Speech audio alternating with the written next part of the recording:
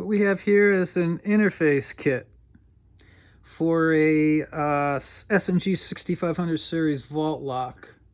I think at one time it was referred to as the SLIK 650 security lock interface kit, SLIK 650. I've been always curious about this design, and I've never had an opportunity to have one in my hands. I've seen them on vault doors, but I've never installed one myself. Thank God a friend of mine lent me this kit, and we're going to go ahead and install this on a 6500 series vault lock and see how this operates. What I've done is taking the lever and wheel pack assembling cover off this particular lock to accommodate the setting. I'm going to leave the drive cam in and not take that out, and the bolt throw device here doesn't look like it's going to get into the way. So first off, this is the first plate that goes on. It looks like it's reversible for either right hand or left hand.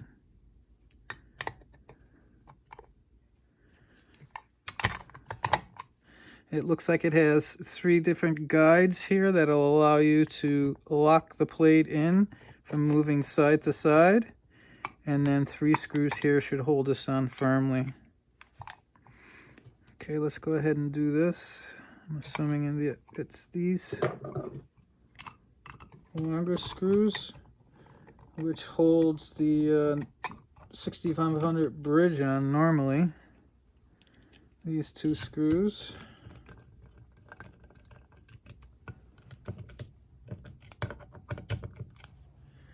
Okay, and then this one normally would be the cover screw for the 6500 cover. Put this on.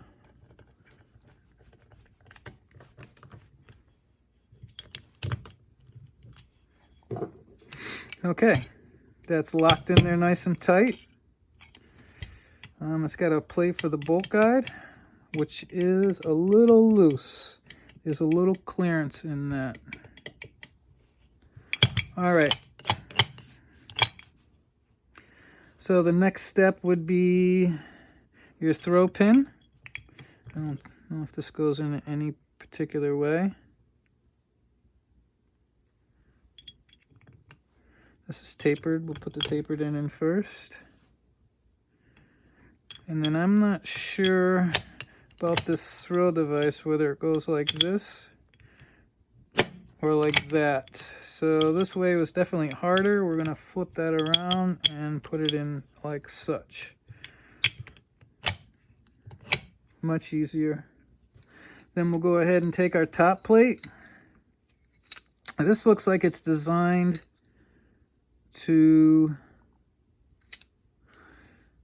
for a indirect drive. I'm just wondering.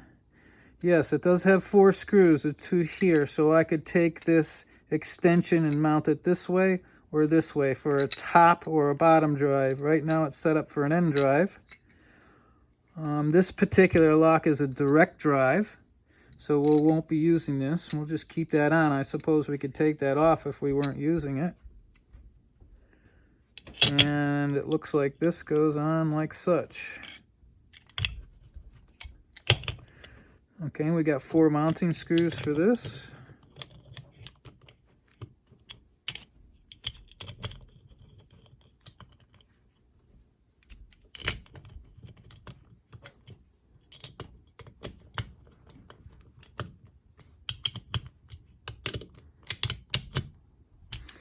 Okay, so now we have our mounting plate for our Auticon.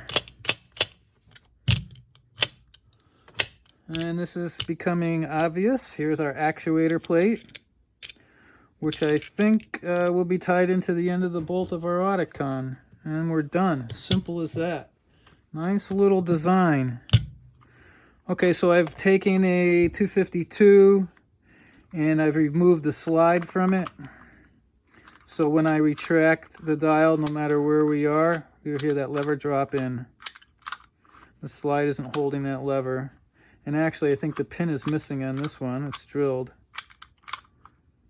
Okay, so we are going to mount this through here like such.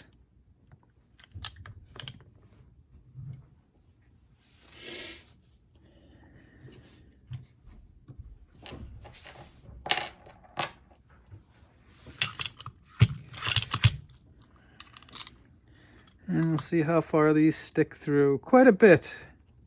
Quite a bit. I'm looking down through here and I see if I put these too tight down in this hole, I'm going to interfere with this actuator here. So I have to be careful about these. They may have to be cut short. It looks like these two are fine. These two might need to be shorter. Let's try it out.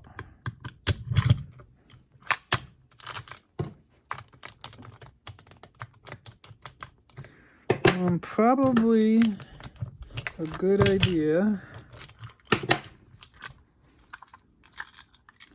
to put this plate on first. So it looks like it would mount this way.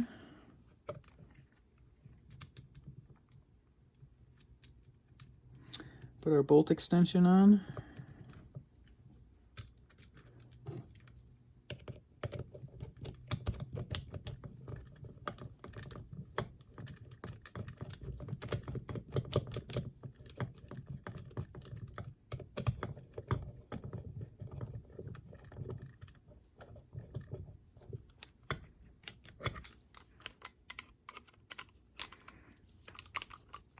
Okay, now we have our bolt extension tight.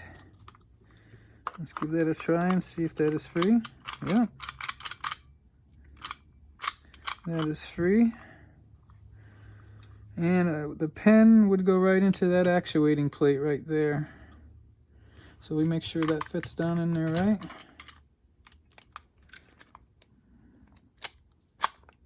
There it is.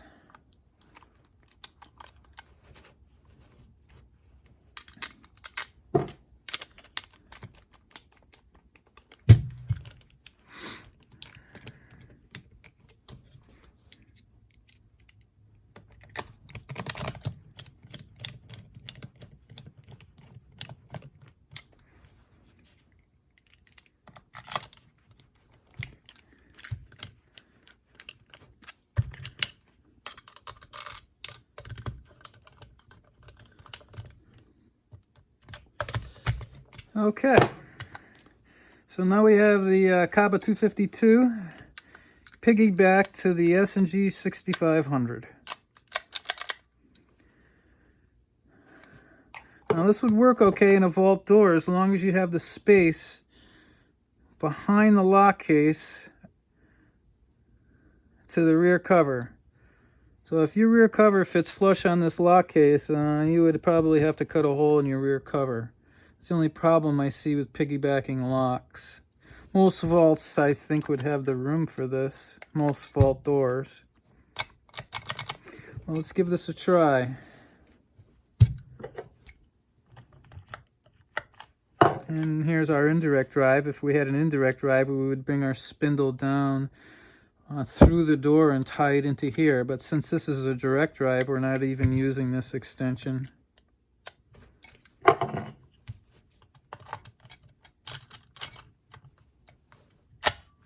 And there it is.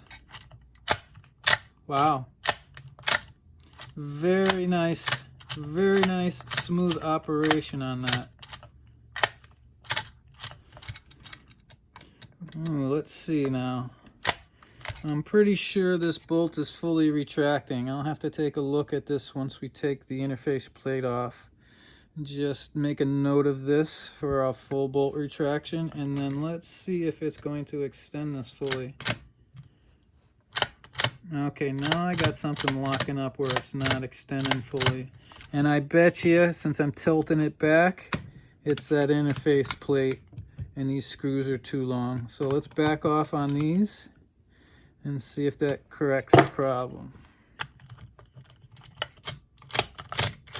That's it. So be careful when you install in this. You're going to have to trim these 2 screws so they don't protrude through this plate.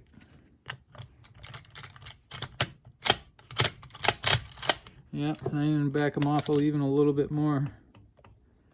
Still hanging up a little bit.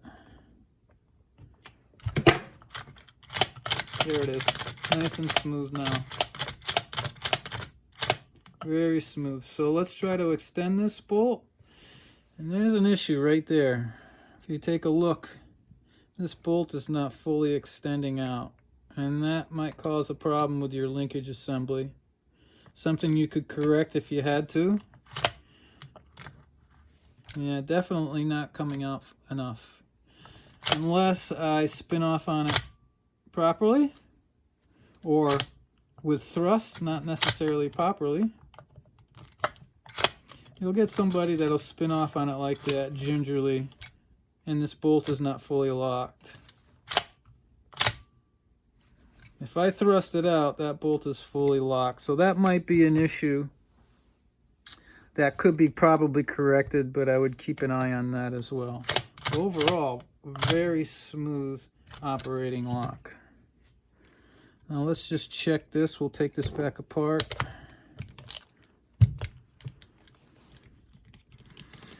By the way, this 6500 converts with Mosler. So the Mosler 1830 is the same footprint as this. So you could remove the 1830 from the door, install a body, a 6500, then the interface kit, and then your Kaba kit. Here, your Kaba lock. So also the Mosler 1830 came out in about 1969, I think. I was 8 years old. And they, I feel they copied the 6500 because they're on the same footprint. They're also universal. That was the big deal with these vault locks in the 60s. Because the vault locks Mosler was using was the SD12. Now the SD12 you had to buy separately, whether it was direct drive or indirect drive. And if it was top, bottom, or end drive, you had to order it that way as well. So you had to stock really 4 different locks. S&G then came out with the 6500 universal, like I said, in about 1969, where you only needed 1 lock. It could be, it had an interface plate like this that mounted on the back, and these holes here, screwed on, and it would change the lock to an indirect drive. And you could face it top, bottom, or side. So you would only need 1 lock. And that's what Mosler copied with their 1830. That became a universal lock as well, replacing the SD12. I'm pretty sure the 1830s were on the Century door. The 3.5 and 7 inches where it was introduced, and then later in their full line of doors. Another trivia, lock trivia, is the wheels in a KSD12 are the same wheels that are in the 1830. So if you've got an issue with a SD12, you can use the 1830 wheels in it. They're the exact same part number, Mosler's part number. Okay, so let's just take a quick look at this. We're going to see if our mounting screw protrudes from the back of this first interface plate. And yes, it does. There it is. So we would need to, and it's going to affect this actuating plate. Okay. I think that about does it. Whoever designed and machined this, kudos to you. Very inventive. Very quick retrofit. And very universal with this extension on here, the extension drive. So that's it. One more shot of all the pieces that are in this assembly. So you have your two main base plates, one being universal, and this top plate, which gives you all your drives. And you have your pin and your actuator, and then your screws. 4 mounting screws, 2 for the bridge, 1 for the cover. You could even use off the original S&G.